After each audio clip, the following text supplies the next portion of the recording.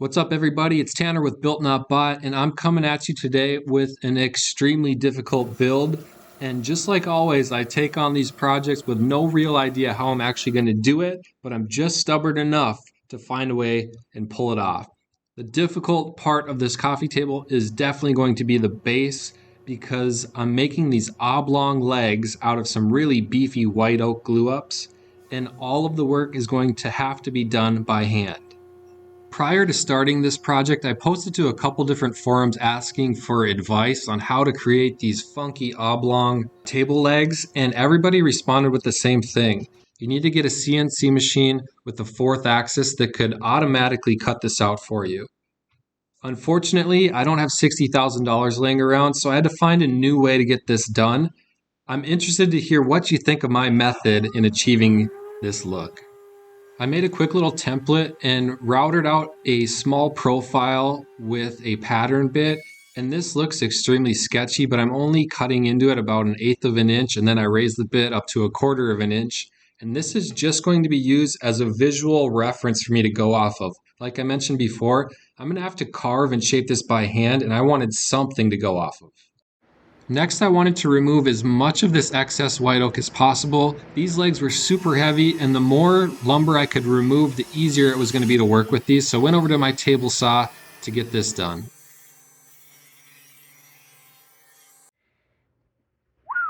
That was a lot of cuts, and it's kind of cool to see this. This is the backside that I didn't router out my profile, but you can see the profile. I don't know, maybe it's just me. That looks kind of cool to me. Up next, what I'm going to do is come in from the sides and cut downward with my table saw and get rid of the bulk of this material.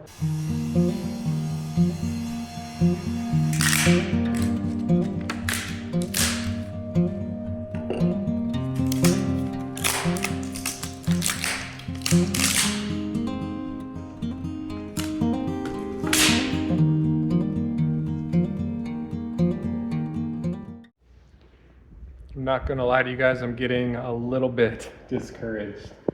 I've been peeling away all those slats and it's rough, like I'm bleeding everywhere.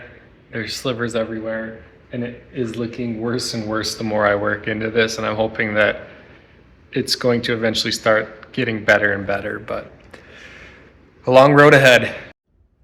Back to the CNC debate, and I have to be honest, I've been saving up for years to purchase a CNC, and I do plan on buying one, but there's part of me that doesn't want one, and that part is, I just feel like it takes away from the actual craft. With this project, I'm using my hands, and it's physical, and I have to get creative, and I have to think things through. I don't have the luxury of just pushing a button and having a machine do it for me, although that does sound extremely appealing for me. I'm a one-man shop owner, and it would be nice to have that thing working in the background. That was a grind, if you know what I mean.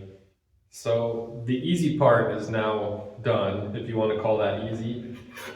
These are extremely rough. That carving disc leaves an extremely abrasive finish here. And I just thought that this might work to kind of help smooth these out a little bit. So I just bought these. I've literally never used this before. It's a card scraper, it's curved, it's from DFM Toolworks. It says that it needs to be burnished out of the box. So I'm gonna put an edge on this and then attempt to scrape all that a little bit more smooth.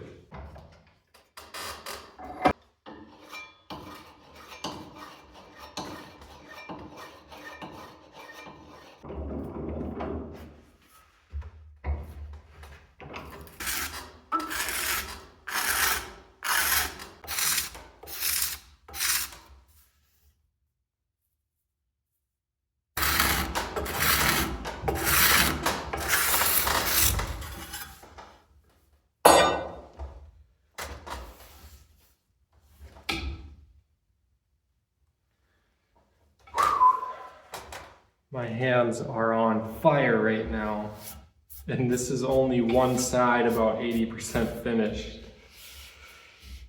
Oh, it's working, but damn.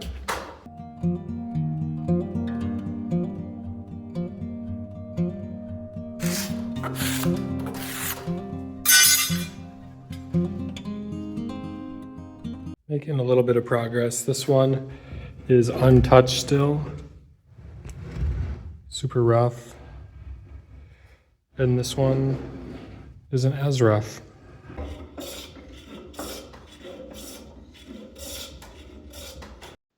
After days of shaping, carving, and forming these awesome table legs, I'm really pleased with how they look. And it's on to something that's a little less physical, but more technical. And that's getting these dowels to fit on these contoured legs.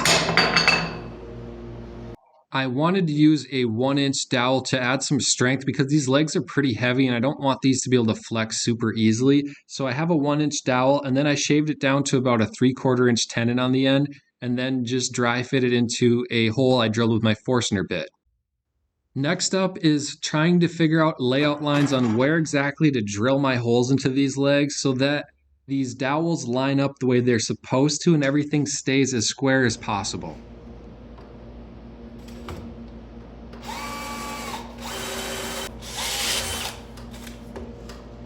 It looks pretty good. It's directly on top of the mark. I traced around all of these so I knew exactly where they would be so I'd have consistent overhangs everywhere.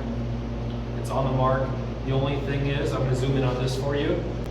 Because this is contoured away, it's touching on the back, but it's not touching in the front. So that means I'm going to have to contour the dowel to match that shape. Here's a gap. I've got these spacer blocks, and on the back side it's tight, and the way this is curved around, it's not touching here. So what I'm doing is just scribing this line all the way around this dowel.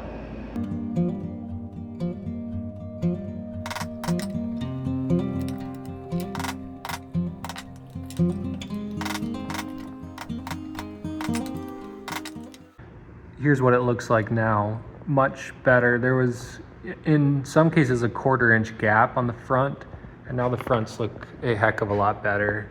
They joint up nicely.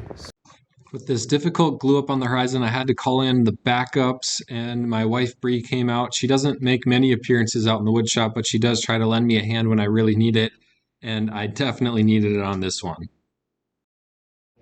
I always say it's kind of strange when you're working on a project for an extended period of time. In this case, weeks, probably close to a month now. And you work on individual pieces that take forever and you're fine tuning, and you don't get to see it all come together until like the last moment. So you don't really know what it's all going to look like. And I couldn't help myself, and I just put the top onto the base, and I couldn't be happier with how it looks. I just got to do a really tricky edge profile, which has me a little bit uneasy because so many things can go wrong, and we're kind of at that point where the end is near, and I just really want to wrap this up.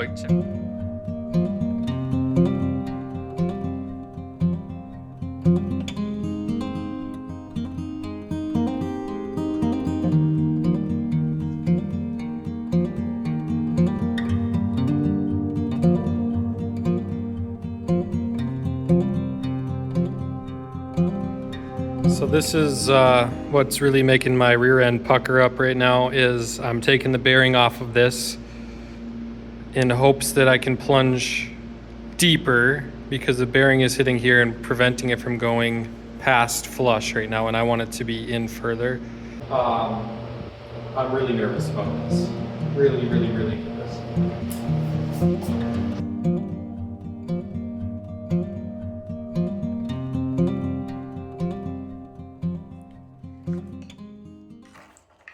Well, we have issues. We've got some problems that we're gonna have to fix here. I was able to get the inset bullnose like I wanted to, but let me show you what happened that I'm gonna have to deal with now.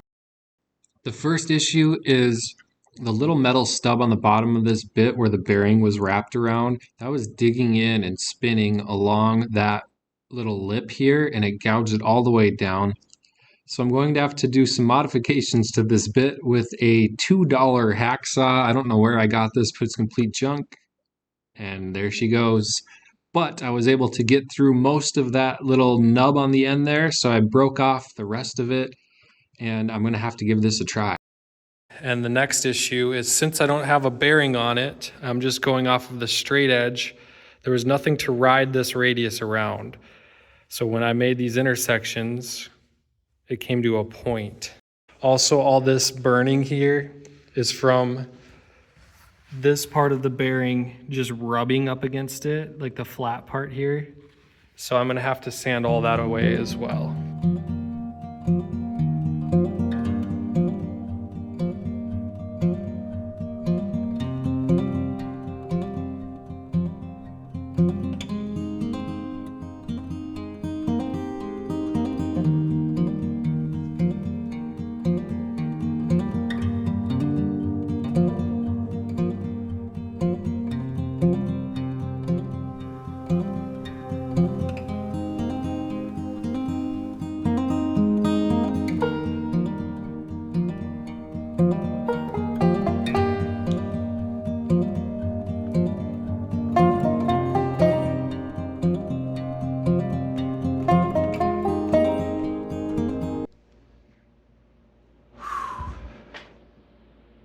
The finish is on, just need to let it cure.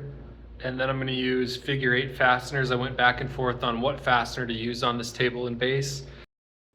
I used some longer screws, not the ones that came with the fasteners. These are 1.25" wood screw, just to get a little bit more strength on this connection here. Pre-drilled everything and then just slowly and carefully tightened everything down.